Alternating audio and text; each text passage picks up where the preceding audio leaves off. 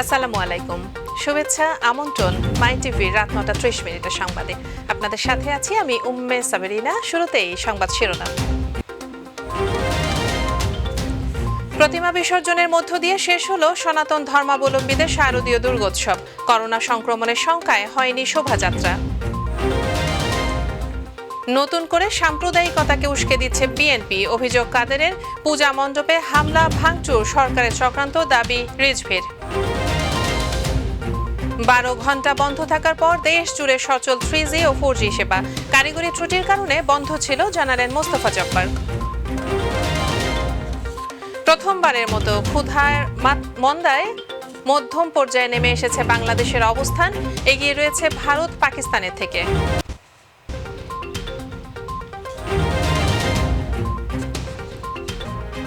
দর্শক শুনছিলেন শিরোনাম, সংবাদে এছাড়াও থাকছে মাই টিভির শুক্রবারের বিশেষ আয়োজন বিনোদন বিশ্ব।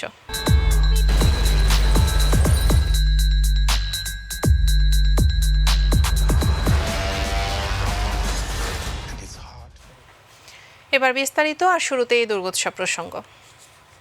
প্রতিমা বিসর্জনের মধ্য দিয়ে শেষ হলো 5 দিন ব্যাপী শারদীয় দুর্গোৎসব। ভক্তদের শ্রদ্ধা ভালোবাসায় সিক্ত হয়ে কৈলাসে ফিরে গেলেন দুর্গতি নাশিনী দেবী দুর্গা। রাজধানী বুড়িগঙ্গা নদীর ওয়াইজ ঘাটে বিকেল 4টার দিকে শুরু হয় প্রতিমা বিসর্জন। ঢাকার বিভিন্ন স্থান থেকে মা দুর্গাকে শেষবারের মতো বিদায় জানাতে ছুটে আসেন ভক্ত অনুরাগীরা। তবে করোনা সংক্রমণ এড়াতে এবার বিজয়া দশমীতে হয়নি ঐতিহ্যবাহী শোভাযাত্রা। ড্যানি দ্রংয়ের রিপোর্ট। বিজয়া দশমী, মর্ত ছেড়ে ফের স্বামীর আলয় কৈলাসে গমন দেবী দুর্গার। মাকে শেষবারের মতো বিদায় জানাতে সকালে মন্দিরে মন্দিরে ভিড় জমে ভক্তদের। বিকেল থেকে শুরু হয় প্রতিমা বিসর্জনের আনুষ্ঠানিকতা। তবে করোনা সংক্রমণ এড়াতে এবারও হয়নি ঐতিহ্যবাহী শোভাযাত্রা। বুড়িগঙ্গায় বিসর্জনের উদ্দেশ্যে রাজধানীর বিভিন্ন প্রান্ত থেকে নিয়ে আসা হয় দুর্গা মায়ের প্রতিমা। ফেরার সময়টাতে মা দুর্গা যেন কষ্ট না পান, সেজন্য নেচে গেয়ে আনন্দ উল্লাসে ভালোবাসা প্রদর্শন করেন ভক্তরা। আমাদের মা আসছে 1 বছর পর, এই করোনার ভিতরে আমরা মায়ের কাছে প্রার্থনা করি যে সবার জন্য মঙ্গল কামনা করে যেমন করোনা মুক্ত করে দেয় আমাদেরকে। আমাদের হৃদয় ভারাক্রান্ত, তারপর আমরা মায়ের কাছে বিনতি জানাই যে আমরা যেন এই বিদায়কে আমরা বরণ করে নিয়ে আমরা যেন পরবর্তীতে আবার মায়ের আগমন ঘটাতে পারি। যেহেতু বিদায় দিতে হবে, যেহেতু বিদায় না দিলে আগামী বছর আসবো কি করে, তারপরেও আমাদের একটু দুঃখ কষ্ট থাকে এবং খুব কষ্ট হচ্ছে মাকে বিদায় দিতে। আবেগাপ্লুত ভক্তরা জানান, এবার মা অনেক কিছুই দিয়ে গেলেন আর নিয়েও গেলেন অনেক কিছুই। কোনো জায়গায় সঠিকভাবে পূজা হয়নি বা বিঘ্ন সৃষ্টি করেছে, কোথাও আগুন দিয়েছে, যেটা অনাকাঙ্ক্ষিত ছিল, আমরা সেটাকে আশা করি নাই। আজকে দেশে এরকম একটা গন্ডগোল হলে এই কারণে আমাদের মায়ের সুন্দর মতো আনন্দটা কি করতে পারিনি মন্দির পক্ষ থেকে। চলে যত সবাই কান্নাকাটি করে, সবাই দুঃখ প্রকাশ করে, তুমি যার চলে আবার কবে আসবে। তো এই যে বছরের শেষে 1 বছর পরে আসে, আমরা সবাই একটু দুঃখিত যে এই আনন্দটা এবার ঠিক মতো করতে পারলাম না। মা এবার এসেছিলেন ঘোড়ায় চড়ে আর ফিরছেন দোলায় চড়ে। তার এই চলে যাওয়ার মধ্য দিয়ে শেষ হলো 5 দিনব্যাপী শারদীয় দুর্গোৎসবের। ড্যানি দ্রং, মাই টিভি, ঢাকা।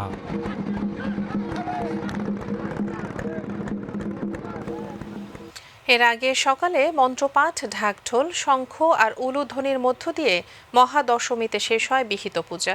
এদিকে বিভিন্ন জায়গায় পূজা মণ্ডপে হামলার ঘটনায় নিন্দা জানিয়ে প্রতিবাদ কর্মসূচি পালন করে বাংলাদেশ পূজা উদযাপন পরিষদ। বর্জন করা হয় সিঁদুর খেলা। শিউলি রোজা রিপোর্ট। প্রতিমা বিসর্জনের মধ্য দিয়ে দোলায় চড়ে কৈলাসে ফিরে যাবেন দেবী দুর্গা। সকাল থেকেই পূজা মণ্ডপে বেজে ওঠে বিদায়ের সানাই। মন্ত্রপাঠ, ডাকঢোল, শঙ্খ, উলুধ্বনির মধ্য দিয়ে মহাদশমীতে শেষ হয় বিহিত পূজা। আমাদের সংকল্প ছিল ষষ্ঠাদি কল্পরাম্ভ থেকে আমাদের নবমী পর্যন্ত পূজা, এই পূজাটা শেষ হয়ে গেছে গতকাল, এবং অষ্টমী এবং নবমীর সন্ধিক্ষণে একটি বিশেষ পূজা ছিল, সেটাকে বলা হয় সন্ধি পূজা। সনাতন ধর্মমতে এদিনে মর্ত ছেড়ে কৈলাসে যাবেন দুর্গতি নাশিনী দুর্গা। আনন্দ বিষাদে দেবীকে বিদায় জানান ভক্ত অনুরাগীরা। আমরা চাই এই পৃথিবী আবার সুন্দর এই করোনামুক্ত হোক। সাম্প্রদায়িক যে দাঙ্গাগুলো এটা যেন আস্তে আস্তে কমে যায়, মানুষের মানসিকতার পরিবর্তন আসে, এটাই আমাদের কামনা। ভক্তদের বিশ্বাস, প্রতি বছর মা পৃথিবীতে আসেন সকল অশুভ শক্তিকে বিনাশ করে মর্তে চলে যান। মনে অনেক কষ্ট লাগছে যে আজকে বিজয়দশমী যে মা চলে যাবে আমাদের ছেলে, আমাদের জন্য দাঁড়িয়ে করছে, আমরা দেখতে পেরেছি, সেই বিদায় দিতে পেরেছি, তাতে আমরা সন্তুষ্ট। এদিকে কয়েক স্থানে পূজা মণ্ডপে হামলার ঘটনায় ঢাকেশ্বরী মন্দিরে প্রতিবাদ কর্মসূচিতে অংশ নেন বাংলাদেশ পূজা উদযাপন পরিষদের নেতারা। যারা ঘটিয়েছে তারা দুর্বৃত্ত, তারা মুক্তিযুদ্ধের চেতনা বাংলাদেশ চায় না। দেবী দুর্গার নিরাপত্তার দাবি জানান হিন্দু সম্প্রদায়ের নেতারা। আমরা অন্য ধর্মের প্রতি শ্রদ্ধাশীল, আমরা চাই আমাদের ধর্মের প্রতি যে সমস্ত অপশক্তি অপকর্ম করছে আমরা যদি পরস্পরের প্রতি শ্রদ্ধাশীল হই, তাহলে এই সোনার বাংলা এবং আমাদের যে সমৃদ্ধি বাংলা, তাহলে আমরা বিনিময় করতে পারবো। কর্মসূচি থেকে প্রতিবাদ স্বরূপ এবার সিঁদুর খেলা বর্জনেরও ঘোষণা দেন নির্মল কুমার চ্যাটার্জি। মাকে অপবিত্র করা হচ্ছে, সেই কারণে আমাদের এই ক্ষোভের কারণ। আমরা চাই না আমার ঘর বাড়িতে যে মা আছে সেও অবমাননা হোক, আমার দেবালয়ে যে মা আছে সেও অবমাননা হোক, সেই কারণে আমাদের আজকে এই যে সিঁদুর খেলা সেটা আমরা বর্জন করেছি। এবার ঘোড়ায় চড়ে মর্তে আগমন ঘটেছে দেবী দুর্গার, দোলায় চড়ে ফিরবেন কৈলাসে। শিউলি রোজা, মাই টিভি, ঢাকা। এবার রাজনৈতিক প্রসঙ্গ। আওয়ামী লীগের সাধারণ সম্পাদক ওবায়দুল কাদের বলেছেন, ষড়যন্ত্র করে ক্ষমতায় যাওয়ার বিএনপির রঙিন খোয়াব অচিরেই দুঃস্বপ্নে পরিণত হবে। সকালে সরকারি বাসভবনে ব্রিফিংকালে তিনি একথা বলেন। বিএনপি আবারও তাদের সেই পুরনো রূপে ফিরে আসছে দাবি করে তিনি আরও বলেন, তারা নতুন করে সাম্প্রদায়িকতাকে উস্কে দিচ্ছে এবং সহযোগিতা করছে। এ সময় ওবায়দুল কাদের বলেন, বিএনপি নেতারা অন্ধ বলেই সবকিছুতে অন্ধকার দেখতে পান। কুমিল্লার পূজা মণ্ডপের ঘটনা বিএনপির বক্তব্য অনেকটা ঠাকুরঘরে কেড়ে আমি কলা খাই না এর মতো। তাই তারা নতুন করে সাম্প্রদায়িক শক্তিকে উস্কে দিচ্ছে এবং তাদের সহযোগিতার অভিযোগ পাওয়া যাচ্ছে। বিএনপি মহাসচিব মির্জা ফখরুল ইসলাম আলমগীর অভিযোগ করেছেন, দেশের বিভিন্ন এলাকায় সাম্প্রদায়িক হামলা ও ভাঙচুরের ঘটনায় মদদ দিয়ে যাচ্ছে আওয়ামী লীগ। জনগণের দৃষ্টি ভিন্ন খাতে প্রবাহিত করার চেষ্টায় এসব করা হচ্ছে বলে দাবি করেন তিনি। দুপুরে বিএনপি চেয়ারপারসন বেগম খালেদা জিয়ার রোগ মুক্তি কামনায় চট্টগ্রাম মহানগর বিএনপির দোয়া মাহফিল শেষে সাংবাদিকদের এসব কথা বলেন বিএনপি মহাসচিব। পূজা মণ্ডপে হামলা ভাঙচুরের ঘটনা সরকারের চক্রান্ত বলেও দাবি করেন মির্জা ফখরুল। আপনার যে সংকটগুলো সেগুলোকে দৃষ্টি জনগণের কাছ থেকে সরিয়ে নেওয়ার জন্য তারা ভিন্ন খাতে প্রবাহিত করার চেষ্টা করে। এই ধরনের আপনার ঘটনাগুলোর মধ্যে দিয়ে যা কখনোই অনভিপ্রেত নয়। আমরা গতকালও এই ব্যাপারে স্টেটমেন্ট দিয়েছি, আমরা এটা নিন্দা জানিয়েছি। আমরা দাবি করছি যে অবিলম্বে এদেরকে চিহ্নিত করা হোক সঠিকভাবে এবং তাদেরকে বিচারের আওতায় নিয়ে আসা হবে। এদিকে সকালে জাতীয় প্রেস ক্লাবের সামনে মানববন্ধন কর্মসূচিতে বিএনপি সিনিয়র যুগ্ম মহাসচিব রুহুল কবির রিজভী আহমেদ অভিযোগ করেন, কুমিল্লার ঘটনা সরকারই পরিকল্পিতভাবে ঘটিয়েছে। তিনি দাবি করেন, মানুষের দৃষ্টি ভিন্ন খাতে নিতেই এই ঘটনা ঘটানো হয়েছে। যে কোনো উস্কানির বিপরীতে দেশবাসীকে শান্ত থাকতে এবং সাম্প্রদায়িক সম্প্রীতি বজায় রাখার আহ্বান জানান তিনি। প্রভুদের কৃপা লাভের জন্য আপনি এমন কোনো কাজ নাই যে কাজ আপনি করতে পারেন না। তাই কুমিল্লার ঘটনা আপনার পরিকল্পিত, আপনার সরকারের পরিকল্পিত ঘটনা। আমরা যে কোনো উস্কানির মুখে আমাদের ঐক্য আমরা বজায় রাখব। কুমিল্লা ও চাঁদপুরের ঘটনায় রাজধানীতে বিক্ষোভ করেছেন সাধারণ মুসল্লিরা। বায়তুল মোকাররম মসজিদে জুমার নামাজ শেষে শান্তিপূর্ণ বিক্ষোভে অংশ নেন তারা। ঘটনায় জড়িতদের চিহ্নিত করে অপরাধীদের আইনের আওতায় আনার দাবি জানিয়ে বিক্ষোভকারীরা বলেন, অন্যথায় বৃহত্তর কর্মসূচি ঘোষণা করা হবে। সাম্প্রদায়িক সম্প্রীতি বজায় রাখার আহ্বান জানানো হয় মুসল্লিদের মাধ্যমে। মাহবুব সৈকতের রিপোর্ট। পবিত্র জুমার আজানের পরপরই বিক্ষোভের প্রস্তুতি নিয়ে জাতীয় মসজিদ বাইতুল মোকাররমে আসেন ধর্মপ্রাণ মুসল্লিরা। প্রবেশমুখে কোনো রকম তল্লাশি না থাকলেও বাইতুল মোকাররম চত্বরে অবস্থান নেয় বিপুল সংখ্যক আইন শৃঙ্খলা বাহিনীর সদস্য। এক পর্যায়ে মসজিদের মূল প্রবেশপথে তালা ঝুলিয়ে দিলে নামাজ শুরুর আগেই তৈরি হয় বিশৃঙ্খলা। বিক্ষুব্ধ মুসল্লিরা ভেঙে ফেলেন তালা। সালাতুল জুমা শেষ হওয়ার সাথে সাথেই কুমিল্লায় পূজা মণ্ডপে কুরআন অবমাননা ও চাঁদপুরের হাজীগঞ্জে পুলিশের গুলিতে নিহতের ঘটনার নিন্দা জানিয়ে বিক্ষোভে ফেটে পড়েন মুসল্লিরা। সরকার 3 স্তরের নিরাপত্তা নিশ্চিত করেছে, কিন্তু তার ভিতরে এই নিরাপত্তা ব্যাদ করে পবিত্র কোরআন শরীফকে এই দেবীর ফাইন নিচে কিভাবে গেল? এই কোরআনের অবমাননার প্রতিবাদে চাঁদপুরে কেন ফাঁকির মতো এই তাহুদি 4টি ছেলেকে শহীদ করা হয়েছে? বিক্ষুব্ধ মুসল্লিরা মিছিল নিয়ে পুরানা পল্টন হয়ে নাইট অ্যাঙ্গেল মোড়ের দিকে যায়। শান্তিপূর্ণ মিছিলটি নাইট অ্যাঙ্গেল মোড় থেকে কাকরাইলির দিকে যেতে চাইলে বাধা দেয় পুলিশ। আর এতে পরিস্থিতি কিছুটা উত্তপ্ত হয়ে ওঠে। টিয়ার সেল ও ইটপাটকেল নিক্ষেপের ঘটনা ঘটে। আমাদের প্রশাসন ভাইয়েরা করছে, আমরা উচ্ছৃঙ্খল কোনো কিছু করি নাই। তিনি উদ্দেশ্য প্রণোদিতভাবে হিন্দু মুসলমানদের দাঙ্গা লাগানোর চেষ্টা করেছে। অল্প সময়েই পরিস্থিতি শান্ত হয়ে আসলে মিছিলের একাংশ বাইতুল মোকাররমের উত্তর গেটে এসে সমাবেশ করে। আমরা যুদ্ধ করতে চাই না, আমরা চাই সঠিক ইহার বিচার।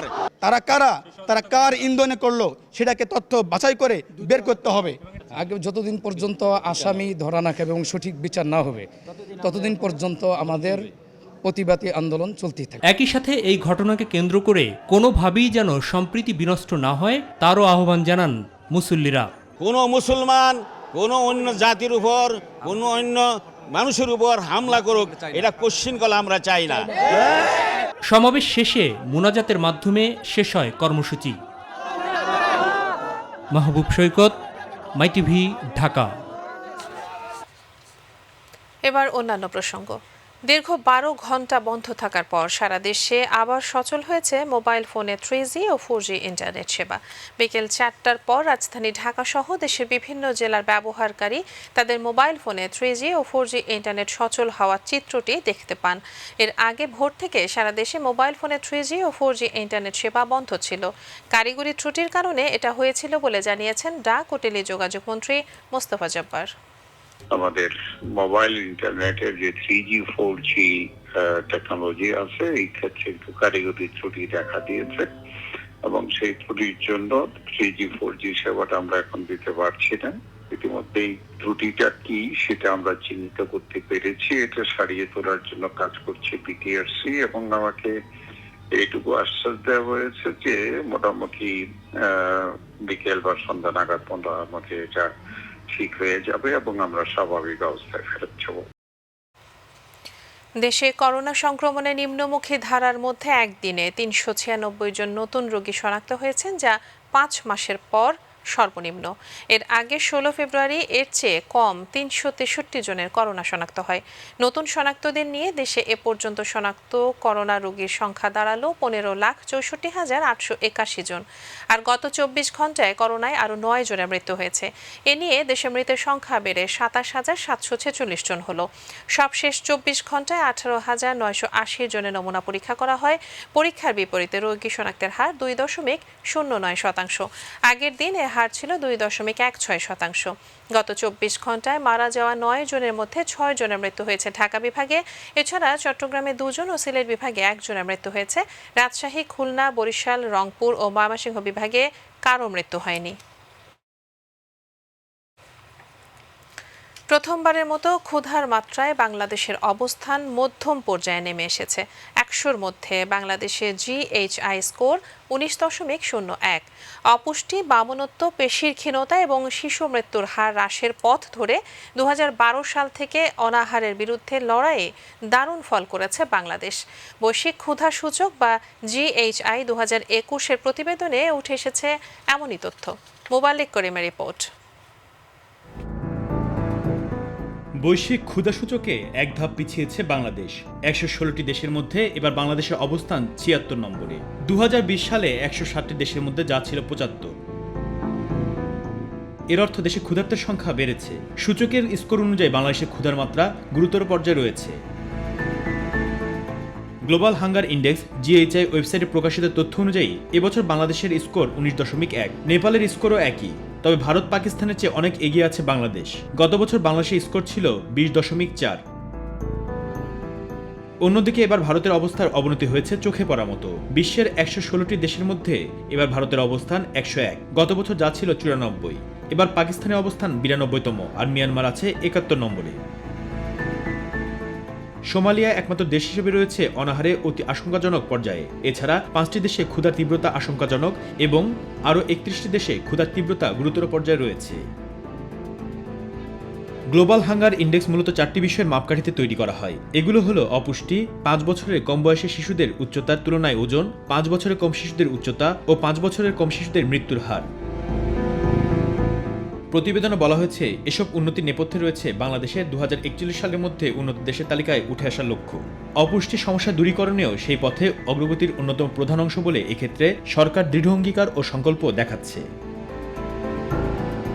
মুবাল্লিক করিম, মাই টিভি, ঢাকা। নিত্যপণ্যের বাজারে চাল ও পেঁয়াজের দাম কিছুটা কমলেও লাগামহীনভাবে বাড়ছে আদা, রসুন, আটা, মাছ আর মুরগির দাম। সরবরাহ কম থাকায় এসবের দাম বাড়ছে বলে জানান বিক্রেতারা। তবে আগের বর্ধিত মূল্যেই বিক্রি হচ্ছে সব ধরনের সয়াবিন তেল। আর শাকসবজি ক্রয়ে কিছুটা স্বস্তির কথা জানালেন ক্রেতারা। এস.এম. খোরশেদ আলমের রিপোর্ট। রাজধানীর কারওয়ান বাজারে নিত্য পণ্যের মূল্য এখনো আকাশচুম্বী। কোনো পণ্য দরিদ্রের ক্রয় ক্ষমতার বাইরে। এরই মধ্যেই আবারও বেড়েছে চিনি, আটা, ময়দা, মাছ সহ অন্যান্য পণ্যের দাম। আটার দাম একটু হালকা, গত সপ্তাহ থেকে এই সপ্তাহে কেজিতে 2 টাকা করে বেড়ে গেছে। মসুর ডাল এবং চিনি এগুলির দাম এখনো কমে নাই। ভোজ্য তেল আগের দামে আছে, যেটা বাড়ছে এটা আর কমে নেই। ক্রেতারা বলছেন মুরগি ও মাছের দাম কেজিতে বেড়েছে 25 টাকা থেকে 30 টাকা। ব্রয়লার মুরগি আজকে আমরা 185-90 টাকা বিক্রি করতেছি। দেশি মুরগি আপনার কেজি সাইজটা 450-500 এরকম কেজি মানে বিক্রি হচ্ছে। তবে বাজার মনিটরিং করাটা একান্ত দরকার।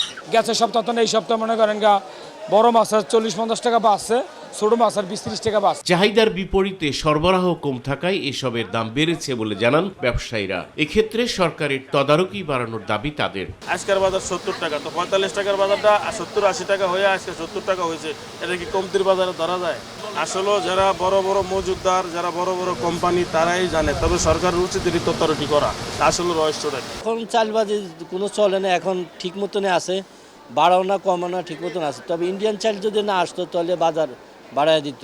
স্বস্তির কথা হলো কমেছে শাকসবজির দাম, পেঁয়াজের ঝাঁঝেও আসছে লাগাম। বিদেশি পেঁয়াজ বিক্রি হচ্ছে 45 টাকা থেকে 50 টাকা, আর দেশি পেঁয়াজ বিক্রি হচ্ছে 70 টাকা। সবজি মোটামুটি গত শুক্রবার এই আজকের বাজার অনেকটাই দাম কম। আজকে বর্তমানে 40 টাকা 50 টাকার উপরে কোনো সবজি নেই। অথচ গত শুক্রবারে 60 টাকা 70 টাকা সবজি ছিল। আজকে যে কোনো সবজি 40-50। ইন্ডিয়ান ধরেন আজকে 50-55 এরকম, তো অনেকবার মাইছে। দেশি পেঁয়াজের চাপ মানে দাম কমে যাবে। এস.এম. খোরশেদ আলম, মাই টিভি, ঢাকা। রেলমন্ত্রী মোহাম্মদ নুরুল ইসলাম সুজন বলেছেন, ট্রেন যোগে 2024 সালের মধ্যেই পদ্মা সেতু হয়ে সরাসরি কলকাতা যাওয়া সম্ভব হবে। নেত্রকোনা বড় স্টেশন প্ল্যাটফর্ম আধুনিকায়ন কার্যক্রমের আনুষ্ঠানিক উদ্বোধন শেষে দুপুরে তিনি একথা বলেন। রেলমন্ত্রী এ সময় আরও বলেন, সারা দেশের প্রত্যেকটি মিটার গেজ লাইনকে ডাবল লাইন ও ব্রড গেজ লাইনে উন্নীত করা হবে। এছাড়াও সুনামগঞ্জের ছাতক হয়ে মোহনগঞ্জের রেল লাইন করা হবে। ফলে নেত্রকোনার সঙ্গে সিলেটের যোগাযোগ আরও সহজ হবে। ফিজিবিলিটি স্টাডি এবং ডিটেল ডিজাইনের কাজ চলমান আছে। আমরা আশা করছি সেটা আপনার এক্সটেন্ডেড হয়ে আপনার মোহনগঞ্জ পৌঁছান। তাহলে ভবিষ্যতে এই অঞ্চল থেকে রেল যোগাযোগ আপনারা মোহনগঞ্জ হয়ে সুনামগঞ্জ হয়ে সিলেট পর্যন্ত সম্প্রসারিত হবে। 58 বর্গ মাইলের বিভাগীয় শহর বরিশালে নগরবাসীর ভোগান্তি আর দুর্ভোগের আরেক নাম ব্যাটারি চালিত ইজি বাইক বা হলুদ অটোরিকশা। অনিয়ন্ত্রিতভাবে এর সংখ্যা বাড়ায় জনদুর্ভোগের সাথে বাড়ছে দুর্ঘটনা এবং যানজট। পারভেজ রাসেলের রিপোর্ট।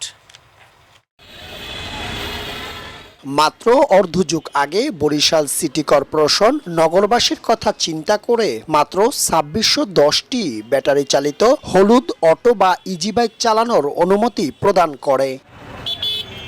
সঠিক তদারকি বা চেকপোস্ট না থাকায় মহানগরী সহ বিভিন্ন জেলা থেকে এসে নগরী দাপিয়ে বেড়ায় আরো কয়েক হাজার অবৈধ অটোরিকশা। সিটি কর্পোরেশন এখন আর এনে দেয় না, প্রতি বছরে 5000 টাকা নিত, এখন আর সেই জিনিসটা নাই। অবৈধ চালাইতেছি আমরা সবাই। প্রশিক্ষণ তো নাই, ড্রাইভার লাইসেন্স নাই, ওই যে খালি মাঠের ভিতর ওস্তাদে শিখাইছে। রাজস্ব ফাঁকি দিয়ে নির্ধারিত ভাড়া না থাকায় নিজস্ব ওয়ার্কশপে তৈরি অদক্ষ চালক ঘটাচ্ছে দুর্ঘটনা, দীর্ঘ হচ্ছে যানজট আর নাকাল হচ্ছে নগরবাসী। দুজন যাইতে হলে 60 টাকা লাগে, এইভাবে তো চলা যায় না, একটু কমাইলে আমরা সুবিধা হইতে পারবো। সবাই চাইবে সঠিক ভাড়ায় যাতায়াত করতে। এইটার আমরা বীজ চাই একটা। সব ওয়ার্কশপ যদি বন্ধ করে দেয় কেউ বানাইতে পারবে না। সুযোগ আছে দেখে তো আমরা কাজ করতে আছি। কর্পোরেশনের দুর্বল তদারকি, প্রশাসনের নীরবতা আর বিআরটি এর অভিযান নিয়ে হতাশ সচেতন মহল। অবৈধভাবে গাড়ি তৈরি করে রাস্তায় ছাড়িয়া তারা যে ড্রাইভার দেয় সে ড্রাইভার যে গাড়ি চালাইতে পারে কিনা এমন কোনো নিশ্চয়তা নাই।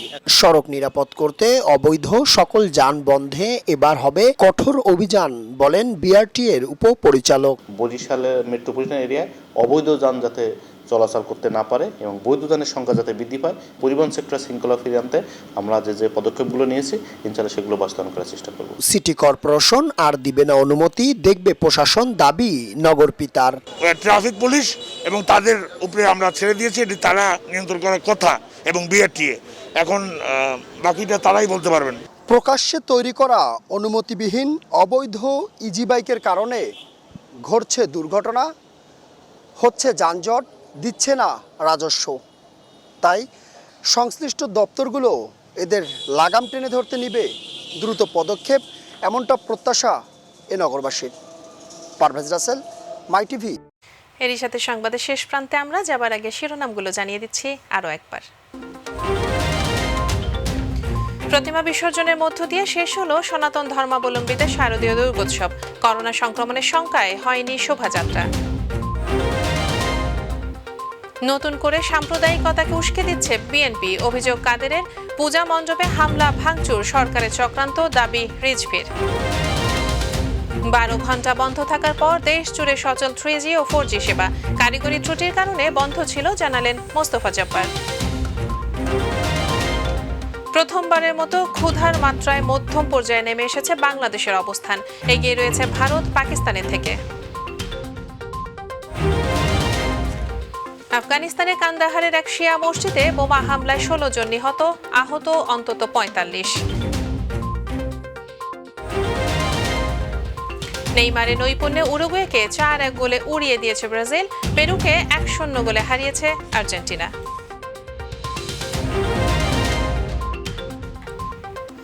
সঙ্গে থাকার জন্য ধন্যবাদ সবাইকে। ইউটিউবে মাই টিভি সংবাদ পেতে ভিজিট করুন youtube/mytvbdnews এবং অনুষ্ঠান দেখতে ভিজিট করুন youtube/mytvbangla, facebook/mytvbangla। পরবর্তী সংবাদ দেখার আমন্ত্রণ জানিয়ে বিদায় নিচ্ছি আমি উম্মে সাবেরিনা। দর্শক, করোনা সংক্রমণ রোধে সবাই সতর্ক থাকুন, মাস্ক পরুন, স্বাস্থ্যবিধি মেনে চলুন। আল্লাহ হাফেজ।